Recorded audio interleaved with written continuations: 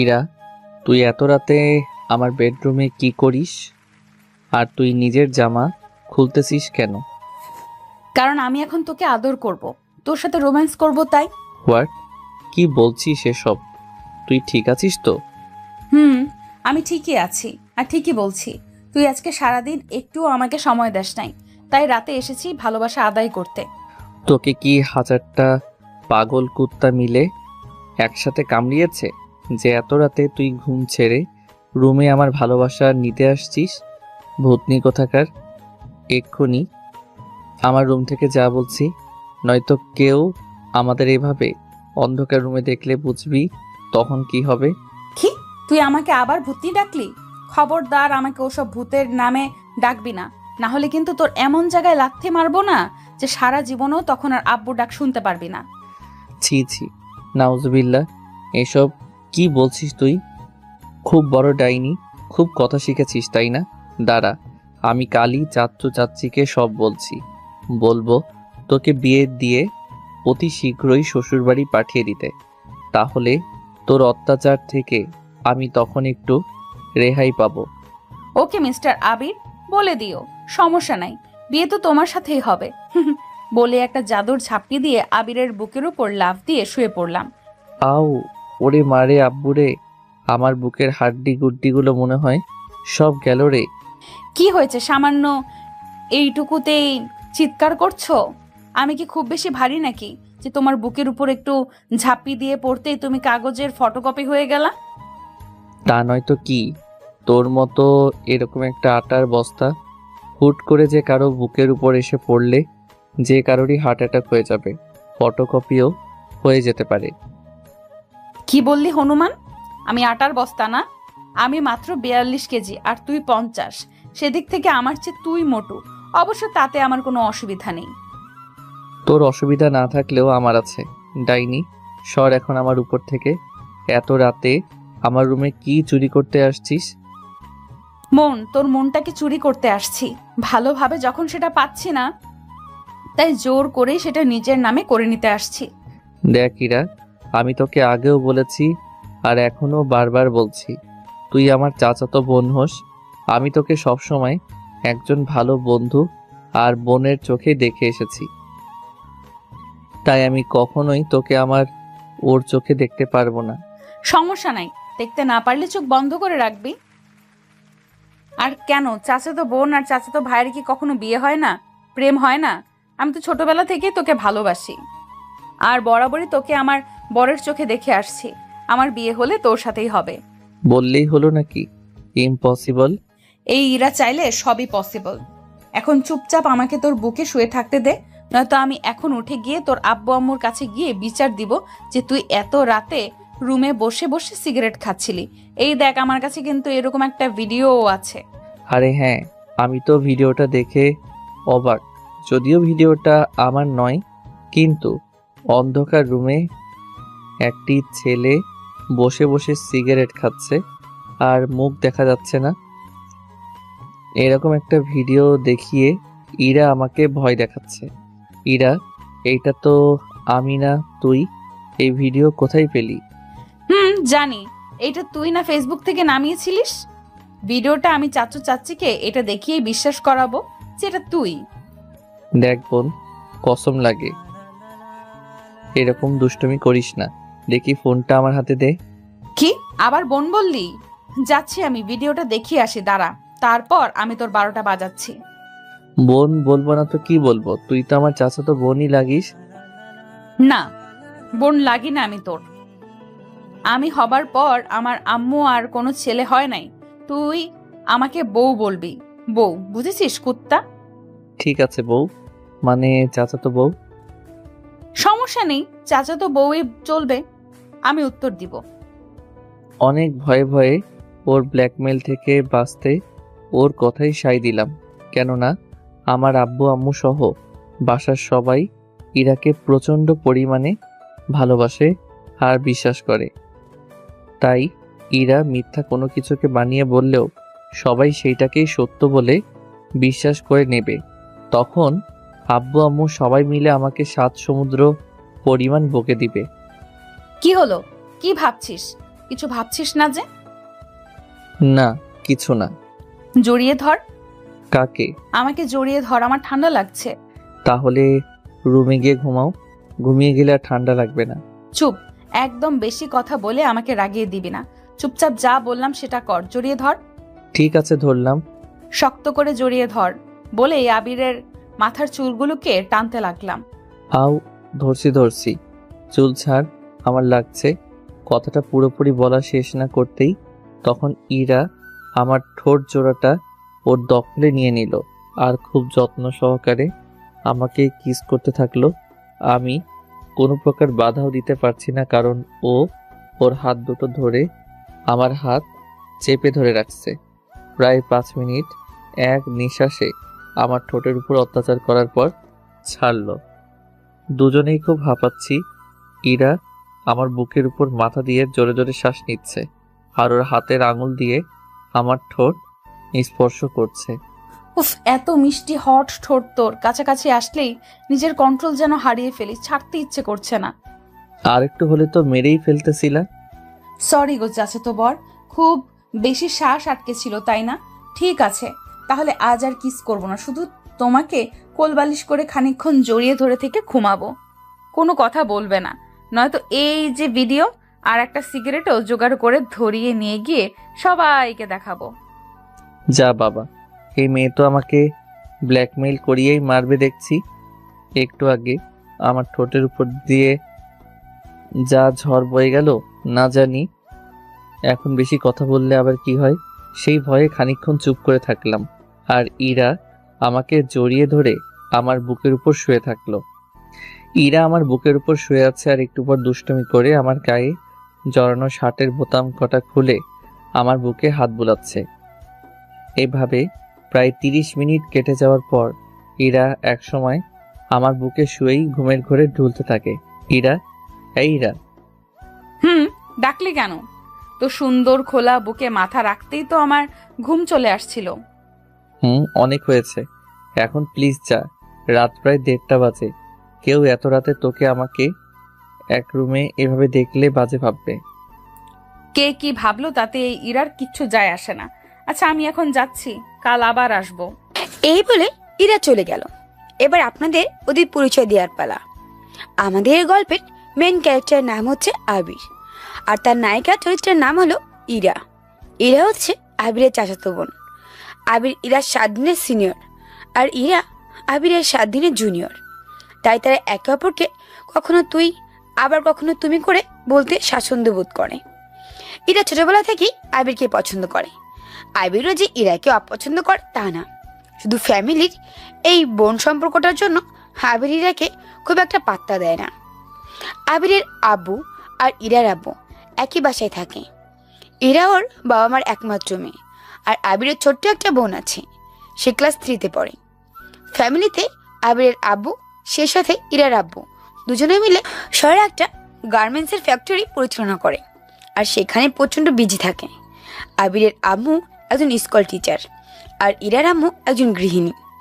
ইরা আবিরের রুম থেকে ঘুম ঘুম চোখ নিয়ে, চোখ ডলতে একটা মুচকি হাসি দিয়ে আবিরের রুম থেকে বের হয়ে যায়। এবার আবির একটা দীর্ঘ নিঃশ্বাস ফেলে আর মনে মনে বলে, যাক বাবা, এবারের মতো সে খুব জোর বেঁচে গেছে।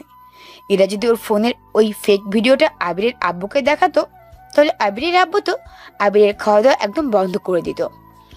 আসলে আবির তার আব্বুকে খুব বেশি ভয় পায়, সেই সাথে সে তার আব্বুকে অনেক বেশি সম্মান আর শ্রদ্ধা করে। তাই সে তার আব্বুর কাছে কখনো কালার হতে চায় না। তাদের ফ্যামিলির সবাই আবিরকে খুব ভালোবাসে আর ভদ্র বলে জানে। আবির এমনিতে নেশাপাতি করে না, কিন্তু বন্ধু বান্ধবের বাড়িতে কখনো কখনো আড্ডা জমাতে একটু একটু স্মোক করে। তাছাড়া সে বিড়ি সিগারেট ভুলেও ছোঁয় না। আবির খুব রাগী আর বদমেজাজি টাইপের একজন ছেলে। সে রেগে গেলে উল্টাপাল্টা অনেক কিছু করে ফেলে। এই যেমন ধরেন মারপিট করা, নেশা করা, আবার কখনো কখনো অন্যের রাগ নিজের উপর ঝাড়া, এরকম আর কি। এখন আপনারা ভাবতে পারেন, আবির যেহেতু এত রাগী, তাহলে সে ইরার এমন অত্যাচার সহ্য করে কেন? প্রথমেই বলছি, ইরা আবিরকে ছোটবেলা থেকে অনেক পছন্দ করে। তাই আবির যদি ইরার কোনো কথা অমান্য করে, তাহলে সে যাই হোক কিছু একটা করে। আবিরকে তার আব্বু আম্মুর ভয় দেখায়। আর আবির যেহেতু তার আব্বুকে খুব বেশি ভয় পায়, তাই সেই রেগে গেলেও তার রাগকে কন্ট্রোল করে নিয়ে ইরার কথা মেনে নেয়। যাই হোক, পরদিন সকাল সকাল কারো কারো শুকনো চুলের সুরসুরিতে ঘুম ভাঙে আবিরের। আবির বিরক্ত সহিত চোখ খুলে সামনে তাকিয়ে দেখে ইরা তার লম্বা লম্বা চুলগুলো আবিরের মুখের উপর ফেলে তাকে সুরসুরি দিচ্ছে আর মিটি মিটি হাসছে। এই যে মিস্টার, উঠুন, নিচে আম্মু আপনাকে খেতে ডাকছে। এরা আবিরকে ডাকছে, কিন্তু এরার কথা যেন আবিরের কান পৌঁছাচ্ছে না। সে শুধু ঘুমিয়ে যাচ্ছে। আর আবিরই বা কি দোষ? এই শীতের সময় কারই বা সকাল সকাল বিছানা ছেড়ে উঠতে মন চায় বলেন? কি হলো, তুই উঠছিস না কেন? তোর জন্য আমিও সেই সকাল থেকে না খেয়ে আছি, একসাথে খাবো বলে। না, এইভাবে হবে না দেখছি। তার আমি তোর ব্যবস্থা করছি। বলে তারপর এরা ফ্রিজ থেকে এক বোতল ঠান্ডা পানি বের করে আবিরের চোখে মুখে ছিটিয়ে দেয়। আর মুহূর্তের মধ্যে আবির ঘুম থেকে লাফিয়ে ওঠে। কে কে? আমি ইরা, তোর চাচাতো বউ। ও তুমি? এখন আবার কি হয়েছে? রাতে তো ঠিক করে ঘুমাতে দাওনি, নিজে খুব ঘুমাইছো, আবার সকাল সকাল এসে আমাকে জাগাচ্ছ কেন? কুত্তা, একবার উঠে ঘড়ির দিকে তাকিয়ে দেখ, পুরো বেলা 11টা বাজে। এখন তাড়াতাড়ি উঠে ফ্রেশ হয়ে নিচে আয়। আমি সেই কখন থেকে তোর জন্য রোজা আছি। আমার জন্য রোজা আছো মানে? মানে তোর জন্য আমি সেই সকাল থেকে না খেয়ে আছি, একসাথে খাবো বলে। আর না খেয়ে থাকাতে তো রোজাই বলে। ও আচ্ছা, তুমি যাও, আমি আসছি। কিন্তু তাড়াতাড়ি। আর আমি যদি দ্বিতীয়বার এখন এসে দেখি তুই এখনো শুয়ে আছিস, তাহলে তোর পুরো খবর করে দিব, বলে দিলাম। এভাবে সকাল সকাল আবিরকে একটু তেজ দেখিয়ে ঘুম থেকে জাগিয়ে তোলে ইরা। এগুলো তো কিছুই না, এটা তার নিত্যদিনের কাজ। যাই হোক, তারপর আবির বিছানা ছেড়ে এক চোখ খুলে উঠে দাঁড়ায়, আর অপর চোখ হাত দোল্টে দোল্টে মুখে ব্রাশ লাগিয়ে ওয়াশরুমে প্রবেশ করতে যায়। তখন ছোবার সাথে পা লেগে যায় আবিরের। ও সরি সরি আপু, মানে ইরা, আমি আসলে দেখতে পাইনি। কি ব্যাপার, ইরা কথা বলছে না কেন? নাকি আবারও আমাকে মারার জন্য কোনো ষড়যন্ত্র করতেছে? একটু দুই চোখ খুলে দেখি তো। আরে শালা, এটা দেখি সোফার সাথে বাড়ি খাইছি। দূর, এই মেয়ের জন্য আমার মাথাটা বুঝি পুরোপুরি গেছে। আবির গভীর ঘরে এরকমই ভুলভাল কাজ করতে থাকে। একটি বসে ফ্রেশ হয়ে চেঞ্জ করে নিজের ফোনটাকে চার্জে লাগিয়ে ঠোঁটে শীষ বাজাতে নিচে খাবার ঘরে চলে যায়। এসে দেখে খাবার টেবিলে প্রায় 10 রকমের খাবার সাজানো, মানে রুটি সবজি থেকে শুরু করে ডাল মাছ মাংস পর্যন্ত। আবির সকাল সকাল এত খাবারের আয়োজন দেখে কিছুই বুঝতে পারে না। সে এত খাবারের আইটেম দেখে ভেবে নেয় আজ হয়তো তাদের বাসায় কোনো গেস্ট আসছে, এগুলো হয়তো তাদের জন্যই। তাই সে তার ছোট আম্মু অর্থাৎ আবির ইরার আম্মুকে ছোট আম্মু বলে ডাকে। আবির সকাল সকাল টেবিলে এত আইটেমের খাবার সাজানো দেখে তার ছোট আম্মুকে ডেকে জিজ্ঞাসা করে, ছোট আম্মু, এত সব আয়োজন কার জন্য? আমাদের বাসায় কি নতুন কোনো অতিথি আসছে নাকি? না বাবা, কে আসবে? এগুলো সব তোর জন্যই। এরা অনেক সকাল সকাল ঘুম থেকে উঠে তোর জন্য নিজের হাতে ওগুলো সব রান্না করেছে, আমাদের কাউকে আগে খেতে দেয়নি। ও আচ্ছা, তাই নাকি? তোমার মেয়ে একাই রান্না করছে এগুলো? হুম। ছোট আম্মু, এদিকে আসো, শেষবারের মতো আমাকে একবার চুমু খেয়ে যাও। হারামজাদা, এসব কি বলিস? আম্মু, জীবনে তো তোমার মেয়েকে কখনো তোমার মতো রান্না শেখাওনি, আর আজও এত রকম খাবারের আইটেম রেডি করে রেখেছে, তাও আমার জন্য। জানি না কোনটাতে কোন বিষ মিশিয়ে রাখছে আমাকে মারার জন্য। এভাবে বলিস না বাবা, আমার মেয়েটা কত সকাল সকাল উঠে এক হাতে তোর জন্য সব রান্না করেছে, আর তুই কি না তাতেও সন্দেহ করছিস?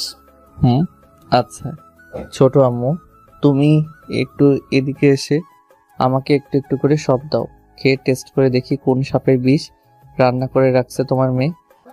পারবো না, আমি এখানে কাজ করতেছি, তুই নিজে গিয়ে খা। ইরা কোথায়? জানি না, সকাল সকাল হয়তো আবার আমার হাত পা ভাঙার জন্য কোনো মাস্টার প্ল্যান করতেছে। যাই হোক, এখন নিজেকেই খাবার বেড়ে নিয়ে খেতে হবে। আম্মু তো স্কুলে চলে গেছে। নিজেই প্লেট থেকে ভাত উঠিয়ে নিয়ে খেতে থাকলাম। দূর দূর, এটা কি ভাত নাকি পায়েস? এখানে আরেকটু চিনি আর দুধ দিয়ে দিলে তো পুরো পায়েসই হয়ে যেত। এর চেয়ে তো আমাদের বাসার কাজের বুয়ার রান্নাও অনেক ভালো, অন্তত খাওয়া যায়।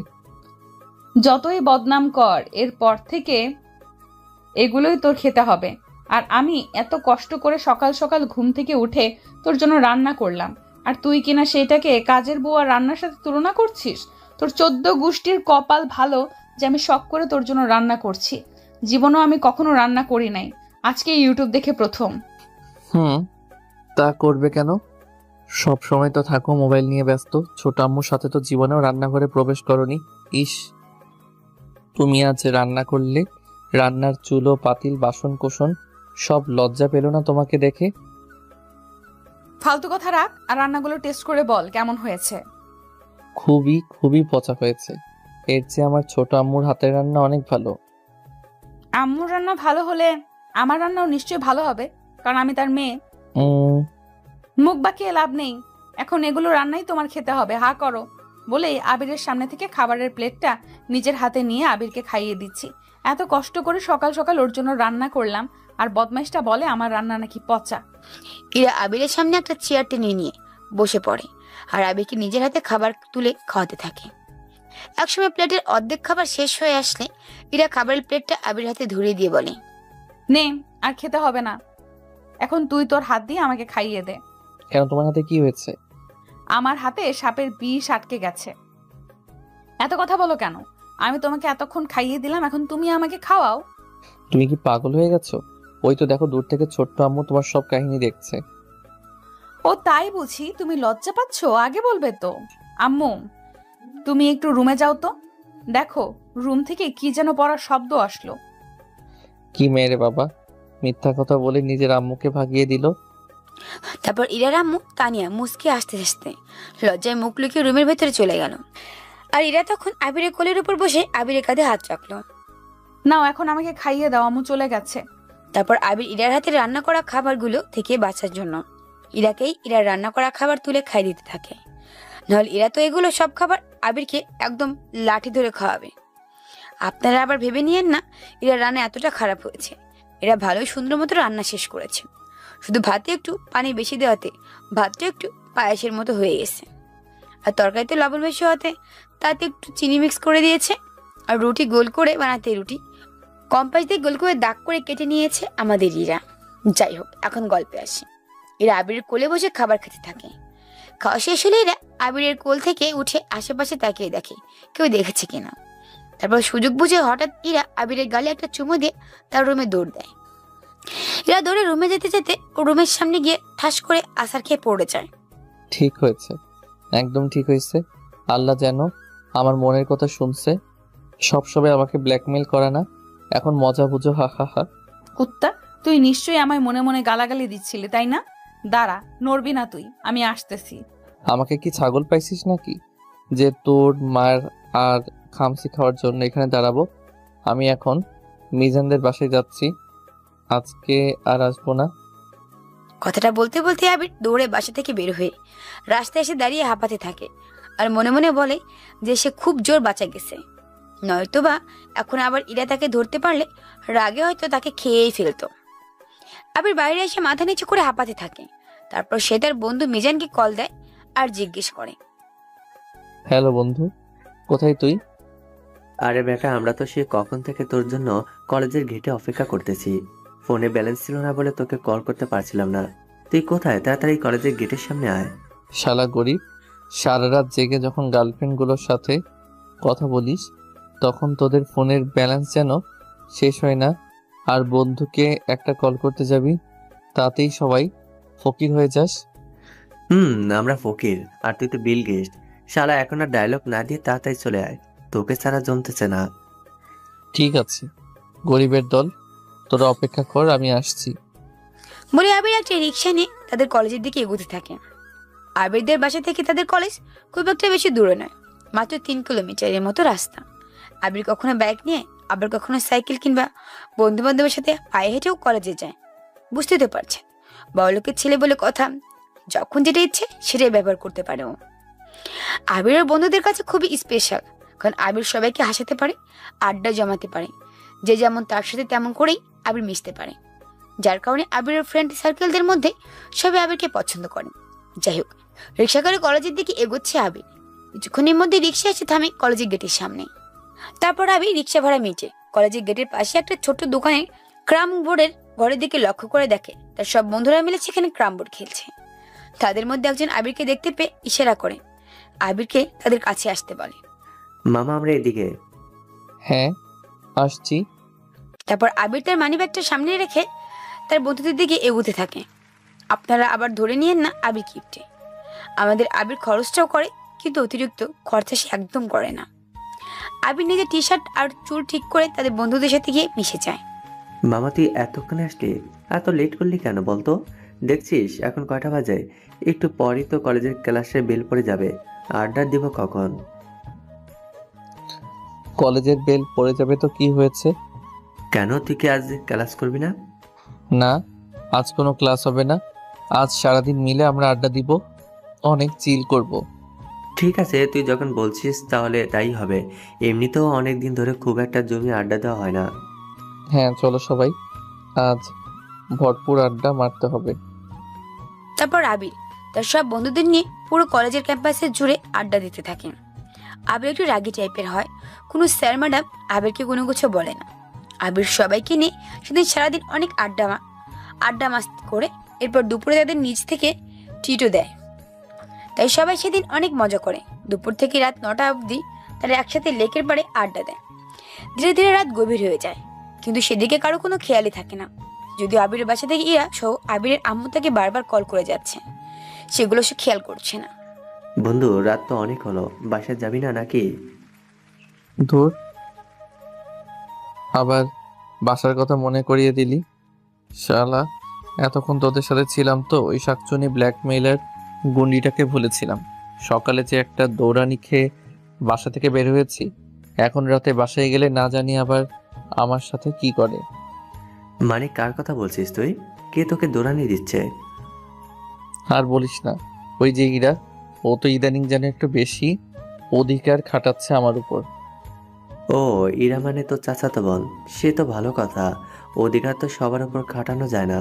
তোর প্রতি ইরা অধিকার দেখানো মানে ইরা তোকে পছন্দ করে। হ্যাঁ, কিন্তু তুই বল দোস্ত, এটা কি কখনো পসিবল? আরে বেটা, তোরা তো আর একই আমার ভাই বোন না। চাচাতো ভাই আর চাচাতো বোন।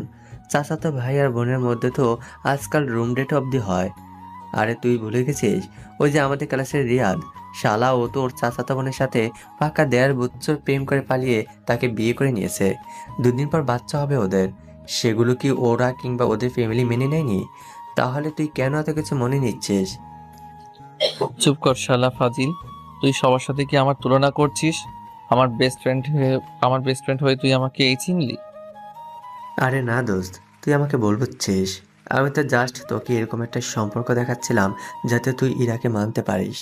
আসলে তোর আর ইরার বিয়ে হলে কিন্তু আমাদের এলাকার সবচেয়ে সুন্দর জুটি হিসাবে সবাই তোদেরকেই দিবে। আমি কথাটা বলতেই আমার পিঠের উপর যেন ঠাস করে একটা পাকা তাল পড়ল। ও, কি রে শালা, মারলি কেন? কথাটা বলেই আবির ব্রেঞ্চে বসা থেকে দাঁড়িয়ে একটি রিক্সাকে ইশারা করে। তারপর সে রিক্সায় উঠে গিয়ে তার বন্ধু মেজানের দিকে তাকিয়ে তাকে বিদায় জানিয়ে সে তার বাসার উদ্দেশ্যে রওনা দেয়। কিন্তু একটুখানি রাস্তার সামনে এসে রিক্সার টায়ার পাংচার হয়ে যায়, আর রিক্সা সেখানেই থেমে যায়। এটাকে হয়তো বলে কপাল। এমনিতেই অনেক রাত হয়ে গেছে, তার উপর আবার এটুকু রাস্তাতে রিক্সা টায়ার পাংচার। তারপর আবির একটা লম্বা শ্বাস ছেড়ে আশেপাশে দেখে নেয়, কোথাও আর কোনো রিক্সা পায় না। আবির দেখে পুরো রাস্তা জনমানবহীন হয়ে আছে, রাস্তায় একটি কুকুর বেরোলো নাই। কি আর করার, আবির তারপর হেঁটেই তাদের বাসার উদ্দেশ্যে চলতে শুরু করে। আবির তাদের বাসার সামনে এসে তাদের বাসার মেইন দরজা নক করতেই আবিরের আম্মু এসে দরজা খুলে দেয়। তারপর আবির ভেতরে প্রবেশ করে। আবির ভেতরে আসতেই তার আব্বু তার সামনে এসে দাঁড়ায় আর তাকে বকতে থাকে, কোনো ভদ্রঘরের ছেলে এত রাত অবধি বাসার বাইরে থাকে না। তুমি দিন দিন কেমন যেন চেঞ্জ হয়ে যাচ্ছ। এত রাত হয়ে গেছে, তুমি কি টের পাওনি? তোমার ফোন কোথায় ছিল? ফোন কেন রিসিভ করতে পারছিলে না? এসব নিয়ে অনেক কথা শোনাতে থাকে আবিরের আব্বু। আবিরের আব্বু রাগী গলায় এমন চিৎকার করে, কথাগুলো বলতে শুনে আবিরের ছোট আম্মু অর্থাৎ ইরার আম্মু তানিয়া তার রুম থেকে বের হয়ে বাইরে আসছে। এসে দেখে আবিরের আব্বু আবিরকে বকে দিচ্ছে। এ দেখে সে অনেক কষ্ট পায় যে আবিরের ছোট আম্মু তানিয়া সে আবিরকে প্রচন্ড বেশি ভালোবাসে। তাই কেউ আবিরকে বকলে কিন্তু আবিরের গায়ে হাত তুলে সে সেটা সহ্য করতে পারে না। আবিরকে বকতে দেখে তানিয়া আবিরের সামনে এসে দাঁড়ায়। আহ ভাইজান, কি করছেন? ছেলে মানুষ, এ বয়সে একটু একটু বাইরে আড্ডা দিবি, ছেড়ে দেন না। ও তো প্রতিদিন আর এভাবে বাইরে থাকে না, হয়তো আজ কোনো কারণে আটকা পড়ে গিয়েছিল, তাই বলে বাসায় আসতেই আপনাকে বকতে শুরু করবেন? এটা কেমন কথা? আরে ফাজিল, কোথায় থাকিস? বাইরে গেলে বাসায় ফেরার কথা আর মনে থাকে না নাকি? সময়ও দেখিস না তুই? যা রুমে যা। আর একদিনও যদি এত রাত করে বাইরে থাকিস তাহলে একটা চড় দিয়ে তোর সব দাঁত ভেঙে ফেলবো, বলে দিলাম। রুমে যা। ব্যাস, তাই নিয়ে এভাবে আবিরকে তার আব্বুর হাত থেকে বাঁচিয়ে নেয়। তারপর আবির রুমে এসে চেঞ্জ করে ওয়াশরুমে গিয়ে ফ্রেশ হয়ে নেয়। আবির ওয়াশরুম থেকে বের হয়ে আয়নার সামনে এসে নিজের চুল ঠিক করতে থাকে। তখন আবির হঠাৎ আয়নার তাকিয়ে দেখে তার পেছনে ইরা কেমন একটা অগ্নি দৃষ্টি নিয়ে তাকিয়ে আছে। মনে হচ্ছে যেন একটা রাগী ষাঁড়। ও যে কিনা এক্ষুনি আবিরকে পেছন থেকে এসে গুঁতো দেবে। আবির ড্রেসিং টেবিলে আয়নার মধ্যে ইরাকে দেখে বিশ্বাস করতে পারে না। সেভাবে এটা হয়তো তার মনের ভুল, কারণ এখন রাত বাজে প্রায় 12টা। এত রাতে কি ইরাই তার জন্য জেগে আছে? না, হয়তো এটা আবিরের মনের ভুল। মতো আয়নায় ভূত পেতনি দেখতেছি। ভূত পেতনি না, তুই ঠিকই দেখছিস। এটা আমি তোর পেছনে দাঁড়িয়ে, তোর জম। ধুর, কি সব যে বলো না। আমার এখনো বিয়ে হয়নি, জীবনে এখনো কত কিছু করা বাকি। আর যমরাজ তো আসে মানুষের আয়ু ফুরিয়ে গেলে। তাহলে কি এই শিশু বয়সেই আমার আয়ু ফুরিয়ে গেছে যে যম সোজা রাতেই আমার রুমে চলে আসছে? শোনা, আমি তোমাকে তোমার আয়ু ফুরানোর আগেই তোমাকে গিলে কাঁচা খেয়ে নিব। এতক্ষণ আমার ভয়েই নিশ্চয়ই বাসায় বাসায় আসতে লেট করতেছিলি, আমাকে কষ্ট দিচ্ছিলি। না, ওই আসলে একটু। বলতে হবে না, আমি সব বুঝি। খাওয়া শেষ করে আবার রুমে আসবি, নয়তো তোর খবর আছে। আচ্ছা, আসবো। তারপর ইরা আবিরকে আরো কিছু বলতে চায়, কিন্তু বলতে পারে না, কারণ তখন আবিরের আম্মু আবিরের জন্য তার রুমে খাবার নিয়ে আসছিল। তাই ইরা চলে যায়। তারপর আবির ডিনার সেরে নিয়ে কথার মতো ইরার রুমের সামনে যায়, কিন্তু এত রাতে সে ইরার রুমের ভেতর প্রবেশ করতে সে ভয় পায়। কি হলো, আমার রুমে আসতে কি ভয় পাচ্ছিস? না মানে, ওই একটু সাহস জোগাচ্ছিলাম আর কি। যেমন সবাই চিড়িয়াখানায় ঢুকতে গেলে মানুষ বুকে ফু দেয় না, সেরকম আর কি। কি, তুই কি আমার রুমকে চিড়িয়াখানা বললি? না না, আমি তো তোমার রুমের সৌন্দর্যের বর্ণনা দিচ্ছিলাম বলেই ইরা রুমের ভিতরে প্রবেশ করলাম। দেখি ইরা খাটের উপর বালিশে হেলান দিয়ে বসে আছে। হইছে, আর আমার রুমের বর্ণনা দিতে হবে না, দরজা আটকে দে। কেন দরজা আটকাবো কেন? আরে দরজা না আটকালে সবাই দেখে ফেলবে না। আচ্ছা দিচ্ছি, এখন বলো কেন ডাকছো? সকালে আমি যে দরজার সামনে পা স্লিপ করে পড়ে গেলাম, কোমরে খুব ব্যথা পেয়েছি। একটু ব্যথার টেস্ট লাগিয়ে দে। আমি কেন তোমার কোমরে হাত দিতে যাব? তুমি ব্যথা পেয়েছো, তুমি লাগাও। তোর জন্য যখন আমি পড়ে গেছি তখন তুই আমার সেবা করবি, আর আমার হাত কোমর অবধি পৌঁছায় না। কিন্তু আমি নিজেকে সামলাতে পারবো না। সামলাতে না পারলে তাতে চেপে থাকবি। না, আমি পারবো না। আমি কিন্তু তোর জন্য সারপ্রাইজ রেখেছি। এই দেখ, পুরো 1 প্যাকেট অরেঞ্জ ফ্লেভারের সিগারেট। এগুলো সব তোর। আমি জানি তুই মাঝে মাঝে এগুলো খাস। এই রে, রাতে ঘুমানোর আগে মাঝে মধ্যে 2-1টা করে লুকিয়ে রুমে সিগারেট ধরাতাম। সেগুলো কি ইরা আবার কখনো দেখে ফেলেছে নাকি? তুই কিভাবে জানলি আমি এই ফ্লেভারের সিগারেট মাঝে মধ্যে খাই? আমি একদিন সকালে তোর রুমে তোকে ডাকতে গিয়ে এই সিগারেটের খোসা পড়ে থাকতে দেখেছি। আর তোকে তো আমি হাড়ে হাড়ে চিনি, তাই বুঝতে আর বাকি ছিল না আমার। সিগারেট আমি এমনিতে খাই না, কিন্তু কখনো কখনো রাতে ঘুম না আসলে এই অরেঞ্জ ফ্লেভারের সিগারেটটা আমার ঘুম এনে দেয়। কয়েকদিন হলো এই ফ্লেভারটা আমি দোকানে পাইনি। কি জানি ইরা কোথায় থেকে ম্যানেজ করেছে। সিগারেটের প্যাকেটটার মায়ায় পড়ে আমি ইরার কথাটা মেনে নিলাম। ইরা বিছানায় বসে আছে আর আমি পাশ থেকে পেইন গেস্ট অর্থাৎ ব্যথার মলমটা হাতে নিয়ে আলতো করে আঙুলে ভরিয়ে নিয়ে ইরার নরম কোমরে লাগিয়ে দিলাম। মুহূর্তেই আমার হাতের স্পর্শে ইরা কেমন কেঁপে উঠল। মনে হচ্ছে ওর পুরো শরীরের লোম যেন দাঁড়িয়ে গেছে। আমি চোখ বন্ধ ইরার কোমরে জেল লাগিয়ে দিচ্ছি, খুব আলতোভাবে, পুরোপুরিভাবে ওকে না ছুঁয়ে। একটু পর অনুভব করলাম কারো নাকের গরম নিঃশ্বাস আমার মুখে পড়ছে। তারপর চোখ খুলতেই দেখি ইরা আমার খুব কাছাকাছি চলে আসছে। বুঝলাম এই মেয়ে এখন আবার আমার সাথে উল্টাপাল্টা কিছু করতে চলেছে। ওর গোলাপি ঠোঁট দুটো কেমন কাঁপছে, মনে হয় এখনই আমাকে কিস করবে। বুঝতে পেরে আমি মাথা সরিয়ে নিলাম। ইরা, কি করছিস তুই? কি আবার? তুই তো আমায় কিছু করতে দিলি না, তার আগেই নিজের মাথা সরিয়ে নিলি। কেন? পাগলামি বন্ধ কর আর আমার সিগারেটটা দে এখন। এই নে ধর। আবির এখান থেকে একটা বের করে আমাকে ধরিয়ে দে তো, আমি একটু টেস্ট করে দেখি এটা কেমন লাগে। তুই সত্যি সত্যি খাবি নাকি? হ্যাঁ খাবো, কিন্তু এটা কিভাবে ধরায়? তুই একটু ধরিয়ে আমাকে দে, দু একটা টান দিয়ে দে। দাঁড়া, আমি ধরিয়ে দিচ্ছি। তারপর প্যাকেটটা থেকে একটা সিগারেট বের করে সেটা ধরিয়ে ইরার সামনে নিলাম। এই নে। বাহ দারুণ তো। আবির এদিকে আয়। কেন? আরে জীবনে প্রথমবার সিগারেট খাচ্ছি, এর একটা স্মৃতি ধরে রাখতে হবে না? ছটপট এইভাবে আমার কয়েকটা ছবি তোল। ঠিক আছে, তোর ফোনটা দে। তারপর আবির ইরার ফোন নিয়ে তাদের কয়েকটা সিগারেট মুখে ধরনের ছবি তুলে নেয় আর সেগুলো ইরাকে দেখায়। বাহ অনেক সুন্দর ছবি তুলেছিস তো। হয়েছে এবার তো ফোন হয়েছে, এবার তো আমি যাই। যা। এই বলে আবির ইরার রুম থেকে বের হয়ে সোজা নিজের রুমে এসে চুপচাপ শুয়ে ঘুমিয়ে পড়ে। পরদিন সকাল সকাল ঘুম ভাঙলে আবির ঘুম থেকে উঠে ফ্রেশ হয়ে খাওয়া দাওয়া শেষ করে তার কলেজে চলে যায়। দুদিন ধরে সে কলেজে যায়নি, তাই আজ সে তার কলেজ মিস করেনি। আবির সারাদিনের কলেজে সেই সাথে বন্ধুদের সাথে আড্ডা দিয়ে বিকেলে বাসায় আসে। বিকেলে আবির বাসায় আসতে তার ছোট বোন লামিয়া এসে তার সাথে জেদ করে। ভাইয়া, আমার চকলেট এনেছো? আমাকে চকলেট দাও। বড়ি, এই নে তোর চকলেট বলে লামিয়াকে কোলে তুলে নিয়ে ওর কপালে একটা চুমু দিলাম। কিন্তু কথা হচ্ছে আমি ইরাকে আশেপাশে কোথাও দেখছি না। তারপর আবির লামিয়াকে কোল থেকে নামিয়ে নিয়ে তার রুমে চলে যায়। আবির রুমে গিয়ে ড্রেস চেঞ্জ করে ফ্রেশ হয়ে খাবার খেয়ে নেয়। তারপর সন্ধ্যাবেলা আবির তার রুমে একা একা বসে বই পড়তেছিল। তখন হঠাৎ ইরা আবিরকে রুমে এসে আবিরের পাশে এসে বসে। আমির ভাবছি ইরা হয়তো পড়তে আসে, তাই সে আর কিছু বলেনি। একটু পর ইরা আবিরের পাশ থেকে উঠে গিয়ে দরজা লাগিয়ে দিল আর আবিরের কাছে আবার এসে বসলো। কিরে, তুই দরজা কেন লাগাচ্ছিস? কারণ সারাদিন আমি যেটা করতে পারি নাই এখন সেটা করব। মানে কি করবি তুই? এই যে তোর কোলে বসে তোর ঠোঁটে কিস করব। না, এটা হয় না। তুই আমার চাচাতো বোন হোস।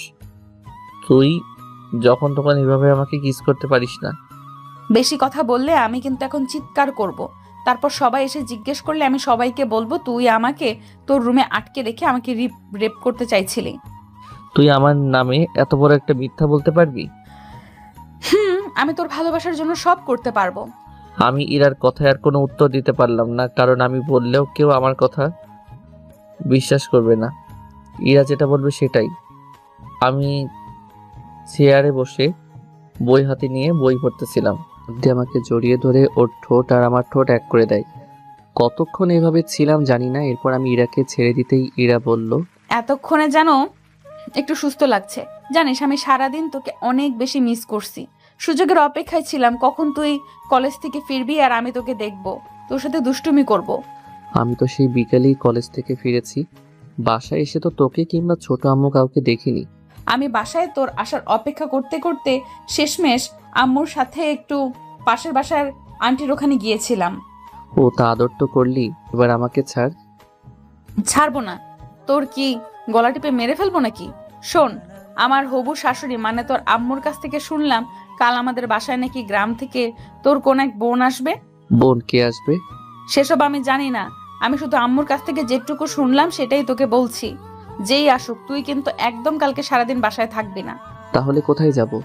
আমাকে নিয়ে ঘুরতে যাবি। যদি না নিয়ে যাই?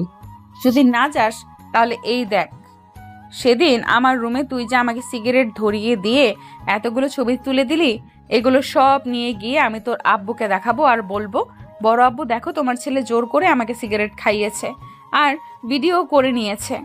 এখন বলতেছে এগুলো নাকি ও ইন্টারনেটে ছেড়ে দিবে সামান্য কিছু লাইক কমেন্ট আর ভিউ পাওয়ার জন্য।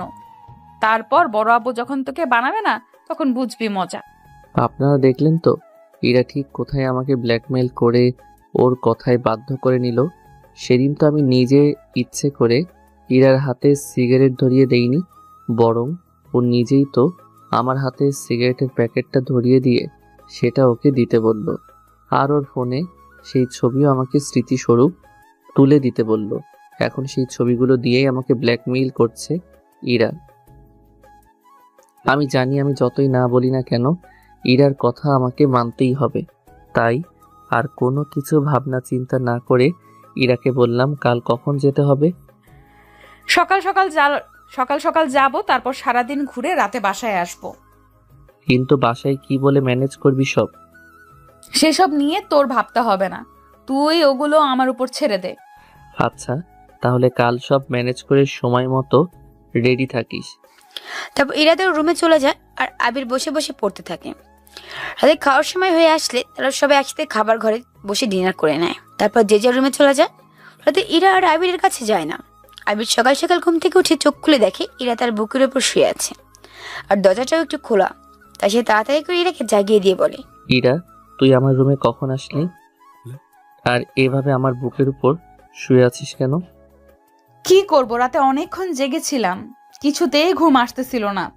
তাই মাঝরাতে তোর রুমে এসে দেখি তুই ঘুমে কাদা। তাই আমিও তোকে আর বিরক্ত না করে তোর বুকের উপরেই শুয়ে ঘুমিয়ে পড়েছিলাম। আচ্ছা, এখন তো ওঠ। উঠবো, আগে আমার কপালে একটা চুমু দে তো। তারপর আমি ইরার কপালে আলতো করে আমার ঠোঁটগুলোকে একটু ছুঁয়ে দিলাম। আর তখন ইরা একটা মুচকি হাসি দিয়ে আমার বুকের উপর থেকে উঠে চলে গেল। ইরা উঠে তার রুমে চলে যায়। আবির ঘড়ির দিকে তাকিয়ে দেখে 8:30 বাজে।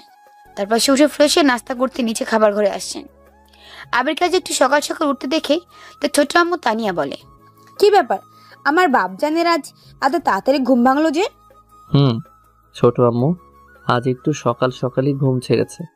তা বেশ তো, এমনিতে সকাল সকাল ঘুম থেকে উঠলে শরীর আর মন দুটো সারাদিন খুব ভালো থাকবে। আম্মু খেতে দাও, তুমি তো জানো সকালে আমি বেশিক্ষণ না খেয়ে থাকতে পারি না, আমার পেটে ব্যথা করে। দিচ্ছি। তুই ইরাকে একটু দেখ না, ও ঘুম থেকে উঠলো কি না। সব একসাথে বসে খাই। ওকে একটু ডেকে নিয়ে আয় না বাবা। আমাকে ডাকতে হবে না, আমি আসছি। বাহ, তুইও আজ দেখি সকাল সকাল উঠে গেছিস, ব্যাপার কি?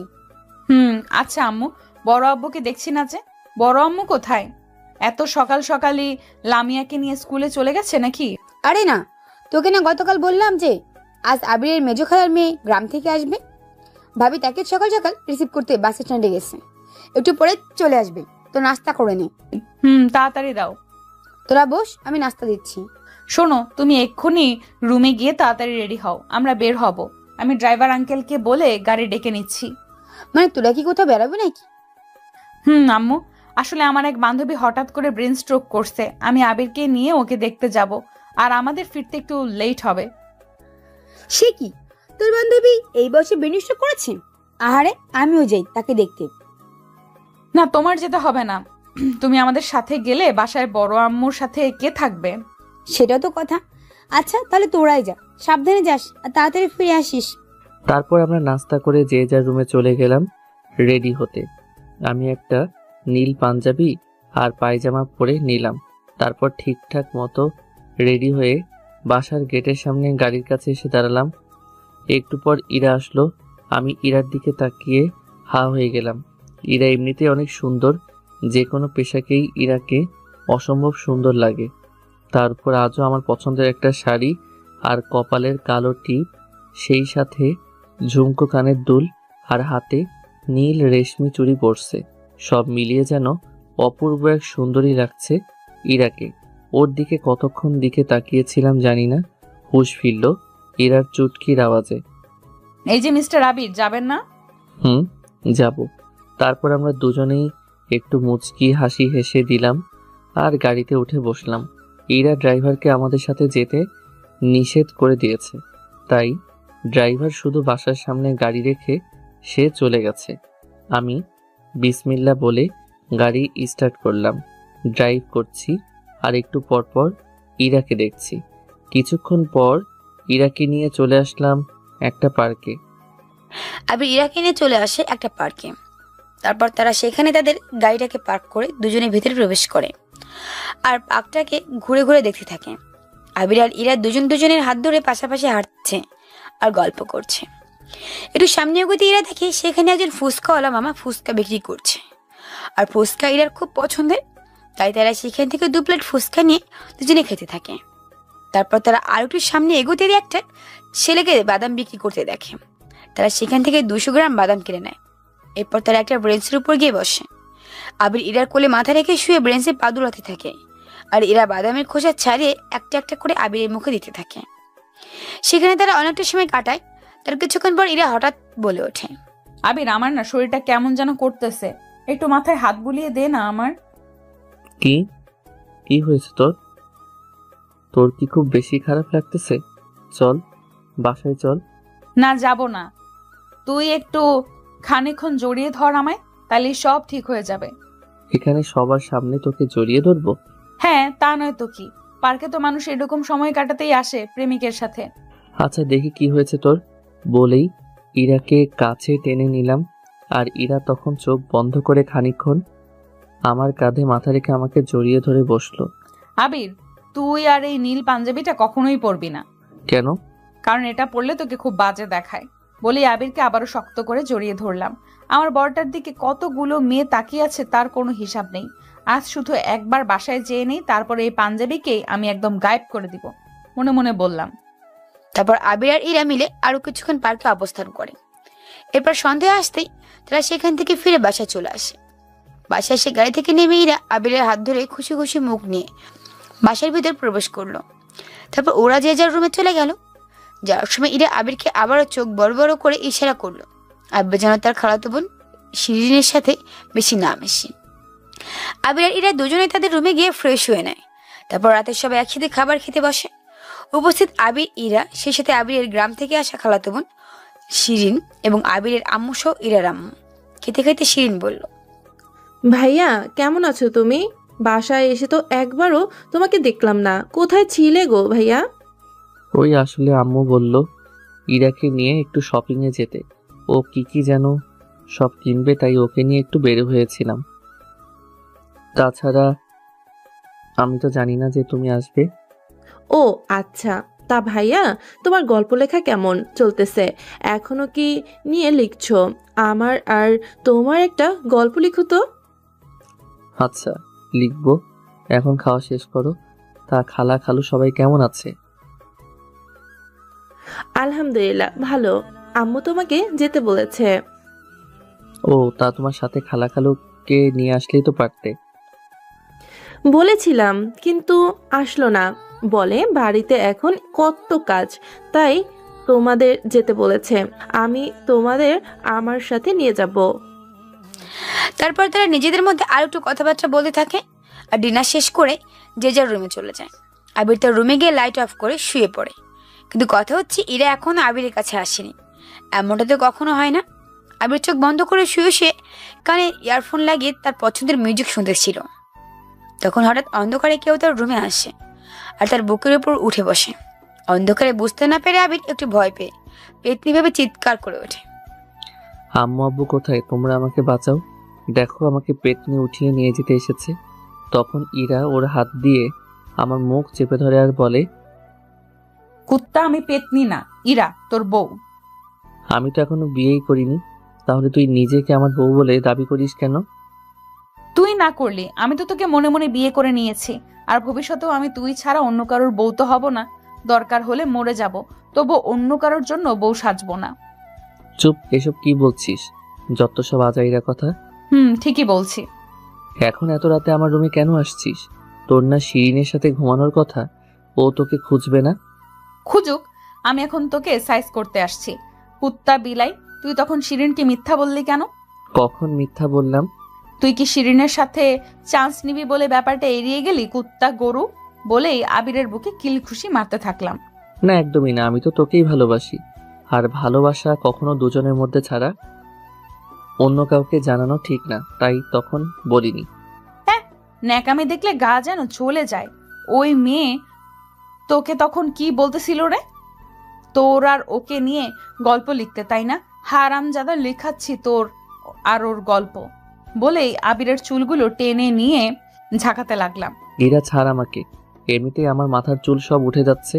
তার উপর তুই যদি এভাবে আমার চুলের উপর অত্যাচার করিস, তাহলে মাথায় আর কিছু থাকবে না, আমার পুরো টাকলা হয়ে যাব তখন। হোক, সমস্যা নেই। সমস্যা নেই মানে? তখন তোকেই সবাই টাকলা আবিরের বউ বলে ডাকবে।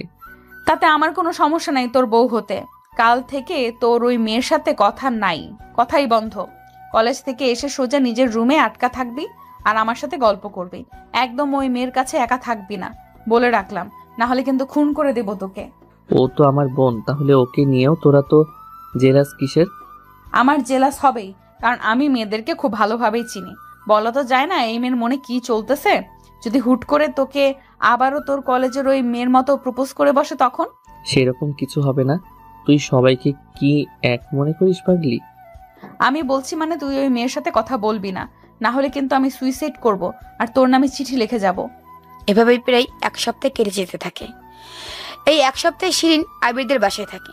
আবির সবসময় শিরিনকে এড়িয়ে চলতে চায়, কিন্তু পারে না, কারণ শিরিনও আগে থেকে একটু একটু করে আবিরকে পছন্দ করে। আর আবিরকে তার মনের কথা বলতে শিরিন এবার একা তাদের বাসায় আসছে। শিরিন আবিরের ফেসবুক লেখা গল্পগুলো খুব পছন্দ করে, আর গল্প পড়ে শিরিন আবিরের ফ্যান হয়ে যায়, তাকে ভালোবাসতে শুরু করে। এক সপ্তাহ ভেবেই কাটে। এই এক সপ্তাহে শিরিন শুধু আবিরকে তার মনের কথা বলবে বলবে ভেবে সুযোগ খুঁজতে থাকে, কিন্তু সে তেমন সুযোগ পায় না, কেননা সে আসার আগেই তো ইরা আবিরকে সাবধান করে দিছে তার সাথে না মিশতে, বেশি কথা না বলতে, একা তার সামনে না যেতে। আবির সারাদিন কলেজ শেষ করে বাসায় আসলো। ইরা আবিরের সাথে সাথে থাকে আর তাকে খুব চোখে চোখে রাখে। খাওয়ার সময় সব বই পড়ায়, এমনকি রাতে ঘুমানোর আগে অব্দি ইরা আবিরকে চোখে চোখে রাখে, কারণ ইরাও এই কদিনে শিরিনের ভাবমূর্তি বুঝে গেছে। আর ওদিকে শিরিন ভাবে ইরা যেহেতু আবিরের চাচাতো বোন আর সবসময় তারা বন্ধুর মতো একসাথে থাকে, তো ইরাকে দিয়ে সে তার মনের কথা আবিরকে বলাবে। একদিন বিকেলে আবির কলেজ শেষ করে বাসায় আসার পর ওয়াশরুমে গোসল করতে যায়, আর ইরা তখন আবিরের রুমে আবিরের বিছানায় বসে বসে ফোন ইউজ করতেছিল। তখন শিরিন ইনার কাছে আসে আর বলে, আপু তুমি এখানে? আমি তোমাকে সে কখন থেকে খুঁজতেছি। কেন, তোর কিছু লাগবে নাকি? আপু। কি সাহায্য? আমি নিজেই তো ফকিরনি, তাহলে তোমাকে কি সাহায্য করব? আরে আপু, ওই সাহায্য না। তাহলে? আরে বলো না, এত লজ্জা পাচ্ছ কেন? আপু, আপনি কি রিলেশন করেন? হ্যাঁ, যদি বলি তাহলে এই মেয়ের মনের কথা বুঝতে পারবো না, তাই ও কি বলতে চায় সেটা শোনার জন্য বললাম। না, আমার কোনো রিলেশন নাই, আসলে দেখতে খারাপ তো, তাই কোনো ছেলে আমাকে পছন্দ করে না। কি বলছেন আপু? আপনি দেখতে খারাপ? এর চেয়ে হাস্যকর আর কোনো কথা পৃথিবীতে আছে নাকি? আপু, আপনি চাইলে আমি আপনাকে ভালো একটা বয়ফ্রেন্ড খুঁজে দিতে পারি। না, আমার কোনো বয়ফ্রেন্ড লাগবে না, thank you. By the way, তোমার কি যেন সাহায্য লাগবে? আচ্ছা আপু, আবির ভাইয়াও কি তাহলে সিঙ্গেল? না, ওর তো গার্লফ্রেন্ড আছে। কি? আপনি সত্যি বলতেছেন? হুম। তাহলে তো তোমার ড্রিম পুরো হয়ে গেল। আচ্ছা, আপনি আবিরের সেই গার্লফ্রেন্ডকে চিনেন? সে কি আমার চেয়েও সুন্দরী আপু? জানি না, কিন্তু তুমি এভাবে বলতেছো কেন? আপু, আপনি জানেন আমি গত 2 বছর ধরে আবির ভাইকে একতরফা ভালোবাসে আসছি, কিন্তু কখনো সাহস হয়নি ওকে নিজের মনের কথা বলার। ভয় হয় যদি আবার আব্বু আম্মুকে গিয়ে বলে দেয়, কিন্তু আবার তাকে হারানোরও ভয় হয় যদি আমার আগেই অন্য কেউ এসে যদি আবিরকে ভালোবেসে ফেলে, তখন আমার মনের কথাটা তো মনেই রয়ে যাবে। তাই আপু, আপনার সাথে তো আবিরের বেশ ভালোই একটা বন্ধুত্বপূর্ণ সম্পর্ক। আপনি কি প্লিজ আমাকে একটু এই বিষয়ে হেল্প করবেন আপু? কথাটা শুনেই আমার পুরো শরীরে যেন 1000 ভোল্টের কারেন্ট বয়ে গেল। তার মানে আমার যেটা সন্দেহ ছিল সেটাই, এই মেয়ে আবিরকে আমার থেকে কেড়ে নিতে আসছে। কি করব, রাগে আমার পুরো শরীর কাঁপতেছে। কি হলো আপু, কিছু বলেন না। এর মধ্যে আবির ওয়াশরুম থেকে গোসল করে বের হয়ে আসলো। একটু দাঁড়াও বলে আমি বিছানা থেকে উঠে গিয়ে আবিরের হাত ধরে শিরিনের সামনে এনে আবিরকে কিস করে দিলাম। শিরিন, তুমি নিশ্চয়ই এবার তোমার উত্তর পেয়ে গেছো। আশা করতেছি ভবিষ্যতে আর কখনোই আবিরের দিকে চোখ দিবে না। সরি আপু, আমি আসলে জানতাম না যে তোমরা।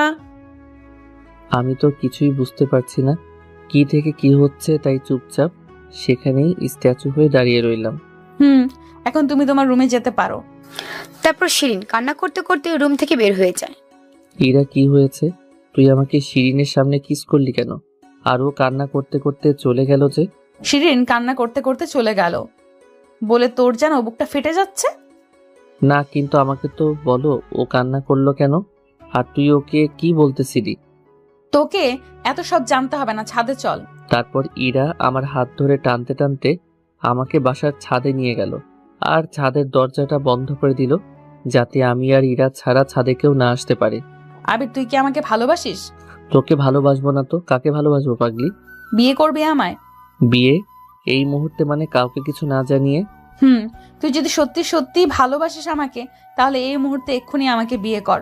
পরে যা হবে সেসব আমি দেখে নিব। দেখ ইরা, মাথা গরম করিস না। চল আমরা কোথা থেকে ঘুরে আসি, ফুচকা খেয়ে আসি চল। আমি তোকে হ্যাঁ বা না বলতে বলছি।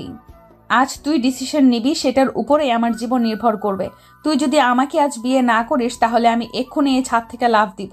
আর তুই যদি আমাকে বাধা দিতে আসিস, তাহলে এই যে আমার হাতে এই ছুরিটা, এটা সোজা আমার নিজের পেটে ঢুকিয়ে দিব। কথাগুলো বলতেছে আর কান্না করতে করতে 2-1 পা করে পিছনে পিছাচ্ছে ইরা।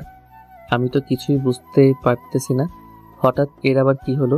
ইরা যেমন রকম জেদি মেয়ে, বলা যায় না, হয়তোবা মাথা গরম করে নিজের কোনো একটা ক্ষতি করে ফেলতেও ও একবার ভাববে না। তখন আমি আব্বু আম্মু চাচ্চু আর ছোট আম্মুর কাছে কি জবাব দিব, তাই খুব বেশি ভাবনা চিন্তা না করে ইরার চোখের দিকে তাকিয়ে বললাম, আচ্ছা যা, আমি তোকে বিয়ে করব। এখন এই ছুরিটা আমার হাতে দে। না, বিয়ের খাতায় সাইন করা না অবধি এটা আমার কোমরে থাকবে।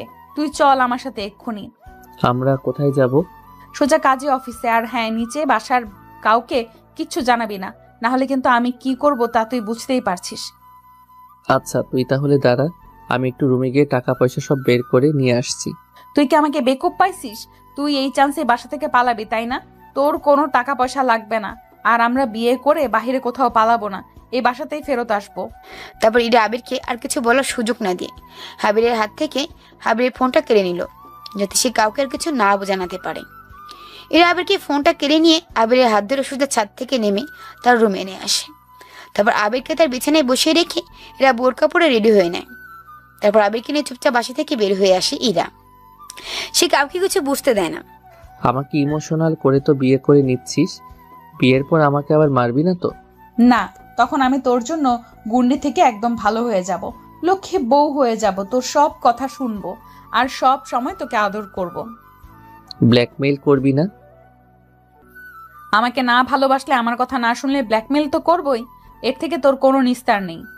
ইরা আর আমি দুজন পাশাপাশি রিকশায় বসে কাজী অফিসে যাচ্ছি।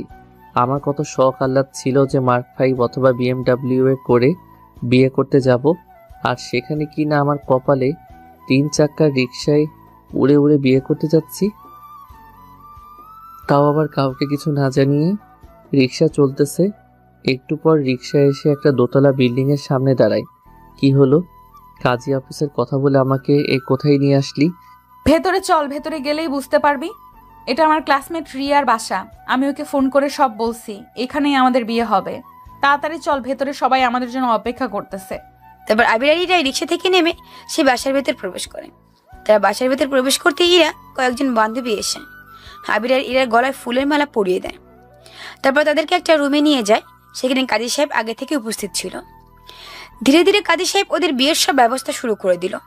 তারপর কবুল বলার আগ মুহূর্ত আবিরকে যখন কবুল বলতে বলা হলো, তখন আবির ইরার দিকে তাকিয়ে কিছুক্ষণ ভাবনার চিন্তা শেষ করে শেষমেশ কবুল বলে দিল। আর ইরাকে কবুল বলতে বলার সাথে সাথে ইরা আবিরকে তার স্বামী হিসাবে কবুল করে নিল। তারপর আর কি, এভাবে চোখের পলকে হয়ে গেল দুজনের স্বামী স্ত্রী। তারপর ইরা উপস্থিত সবার জন্য বাইরে থেকে খাবার অর্ডার করে নিল। তারপর সবাইকে ভরপুর খাইয়ে ওরা সবার কাছ থেকে দোয়া নিয়ে সেখান থেকে চলে আসলো। আবির আর ইরা ওরা দুজন বাসায় এসে কাউকে কিছু বুঝতে দেয় না, চুপচাপ যে যার রুমে চলে যায়। তারপর রাতের খাবার সময় হয়ে আসলেই সবাই যখন তাদেরকে খেতে দেখে, তখন ইরা লজ্জায় আবিরের সামনে যায় না। তারপর আবির একাই রাতে ডিনার সেরে নিয়ে তার রুমে গিয়ে লাইট অফ করে শুয়ে পড়ে। আজ একটু বেশি মানসিক চাপ নিতে হচ্ছে তাকে। লাইফের সবচেয়ে বড় ডিসিশন হচ্ছে বিয়ে, সেটাই সে আজ তার মা বাবা তার পরিবার কাউকে না জেনে সেটা করে নিল। জানি না ভবিষ্যতে তাদের এই সম্পর্কটাকে তাদের পরিবার মেনে নেবে কিনা। এগুলো শুষে ভাবতে থাকে আবির, আর ভাবতে ভাবতে ক্লান্ত শরীর নিয়ে ঘুমিয়ে পড়ে। তারপর আস্তে আস্তে বাসার সবাই ঘুমিয়ে পড়লে এরা চুপে চুপে আবিরের রুমে আসে। আবিরকে ঘুমিয়ে থাকতে দেখে। সে আবিরের পাশে শুয়ে পড়ে আর আবিরের চোখে মুখে ফু দিয়ে আবিরকে জাগিয়ে দেয়। এই যে মিস্টার বর, ওঠো, আজ না আমাদের বাসর রাত। ইরা আমাকে ডাকতেছে কিন্তু আমি শুনতেছি না, কেন না? আমি তো ঘুমাচ্ছি। তারপর ইরা রেগে গিয়ে আমার নাক চেপে ধরলো। তারপর আমি মুখ দিয়ে শ্বাস নিচ্ছিলাম, একটু পর ইরা নাক ছেড়ে আমার মুখ চেপে ধরলো। তারপর আবার আমি নাক দিয়ে শ্বাস নিচ্ছিলাম। এভাবেই শ্বাস অদল বদল করতে করতে ইরা একসময় বুঝে গেল যে আমি জেগে গেছি। তারপর ও আমার নাক আর মুখ দুটোই চেপে ধরছে। হয়েছে, আর অভিনয় করতে হবে না, আমি জানি তুই জেগে গেছিস। এখন চোখ খোল। তুই এখন আমার রুমে কেন? আর আমার নাক মুখ চেপে ধরছিলি কেন? মেরে ফেলবি নাকি? তোর মতো আনরোম্যান্টিক বরকে মেরেই ফেলা উচিত। আজ তোর আর আমার বাসর রাত, কোথায় একটু দুজনে মিলে ভালো রোম্যান্স করব তা না। রোম্যান্স আর করতে হবে না। তুই যে ব্ল্যাকমেইল করে আমাকে বিয়ে করছিস, তাতে কেউ আমাদের বিয়ের সম্পর্কের কথা জানে না। সুতরাং এই অবস্থায় কেউ যদি ভুলেও তোকে আমার সাথে এত রাতে এক বিছানায় দেখে, তাহলে কি হবে বুঝতে পারতেছিস? কি আর হবে, আমাদের আবার বিয়ে দিবে। তার আগে তোর আর আমার শরীরে 100টা তেলাপোকা ছেড়ে দিবে। শোন লক্ষ্মী বউ আমার, তুই এখন আমার রুম থেকে বের হ। পরে যখন সবাইকে আমাদের সম্পর্কটার কথা জানাবো, যখন সবাই আমাদেরকে মেনে নিবে, তখন আমরা বাসর ঘর করব। কি? বিয়ে করছি আজকে আর বাসর রাত করব না? এটা হতে পারে না। আমি আজকে তোকে আদর করব। আর এটা এখন আমার স্বামীর রুম, এখানে যথেষ্ট অধিকার আছে আমার। দেখ লক্ষ্মীটি, বোঝার চেষ্টা কর। আমি লক্ষ্মীটি না, আমি পেঁচা হইছি। এখন আদর কর আমায়, বলেই আবিরের উপর ঝাঁপিয়ে পড়ে আবিরের ঠোঁট জোড়া নিজের দখলে নিয়ে নিলাম। ইরা আমার বুকের উপর শুয়ে আমার ঠোঁটে ঠোঁট ডুবিয়ে দিয়ে যাচ্ছে। পাগলিটা আমার কোনো কথাই শুনছে না, তাই আমিও ওর সাথে সায় দিতে লাগলাম। ওর কোমরে হাত দিয়ে ওকে জড়িয়ে ধরে কিস করতে থাকলাম। তারপর ধীরে ধীরে ইরা যখন আমার কাছ থেকে স্ত্রীর অধিকার আদায় করে নিতে চায়, তখন আমি ইরাকে বাধা দেই আর বলি, দেখ ইরা, আমাদের বিয়েটা যেভাবেই হোক হয়েছে, কিন্তু এখনো কেউ আমাদের বিয়ের সম্পর্কে জানে না। আর এমন অবস্থাতে আমি যদি তোকে আদর করি, তাহলে তোর পেটে বাবু আসতে পারে, আর তখন সবাই তোকে ভুল বুঝতে পারে। তাই আগে আব্বু আম্মু সহ সবাই আমাদের বিয়ের কথা জানুক, তারপর আমরা স্বামী স্ত্রীর অধিকারে যাব। বাহ, আমার বরটা দেখি অনেক কিছু বোঝে। আচ্ছা তাহলে ঠিক আছে, কিন্তু আমি এখন থেকে তোমার সাথে ঘুমাবো, তাও তোকে জড়িয়ে ধরে তোর বুকে লেপ্টে। আচ্ছা ঠিক আছে, কিন্তু সেটা তাহলে সবার ঘুমানোর পর। বাসার সবাই ঘুমিয়ে গেলে তুই আসবি, আর ভোরবেলা সবাই আবার ঘুম থেকে ওঠার আগে তুই তোর রুমে যাবি। আচ্ছা ঠিক আছে, তাই হবে। এখন একটু উঠে দাঁড়াতো। তারপর আমি উঠে দাঁড়াতেই ইরা আমার পায়ে সালাম করলো। আরে আরে কি করছিস? ওঠ ওঠ। শুনেছি বিয়ের প্রথম রাতে স্ত্রীদের স্বামীর পা ছুঁয়ে সালাম করতে হয়। আবির সত্যি করে একটা কথা বলতো, তুই কি সত্যি আমাকে ভালোবাসিস, নাকি আমি তোকে ব্ল্যাকমেল করাতে তুই আমাকে বিয়ে করতে রাজি হলি? সত্যি কথা বলবো? সত্যিটাই বল। আসলে আমিও তোকে অনেক আগে থেকে ভালোবাসি, যা কখনো বলা হয়নি। ইরা, তুই হয়তো জানিস না আমি তোকে অনেক ভালোবাসি।